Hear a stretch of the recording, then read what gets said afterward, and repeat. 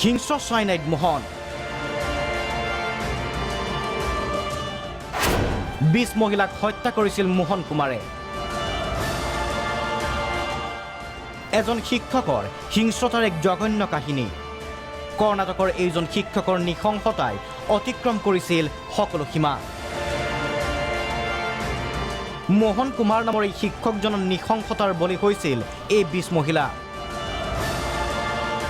প্ৰথমে প্ৰেম তাৰ পাছত বিবাহৰ প্ৰতিশ্ৰুতি আৰু সৰ্বশেষত হত্যা এয়াই সিৰিয়েল কিলাৰ মোহনৰ আছিল অনীতি 2004 চনৰ পৰা 2009 লৈকে 20 মহিলাক হত্যা কৰিছিল মোহন কুমাৰে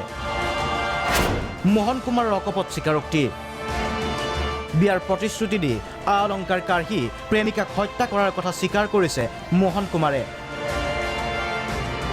নিৰ্দয়ভাৱে হত্যা কৰিছিল মহিলাক হত্যা কৰা প্ৰতিগৰাকী মহিলাক চাইনাইড দি হত্যা কৰিছিল মোহন কুমাৰে চাইনাইডমেন মোহন কুমাৰক যাৱজ্জীৱন কাৰাদণ্ড বিহিলে আদালতে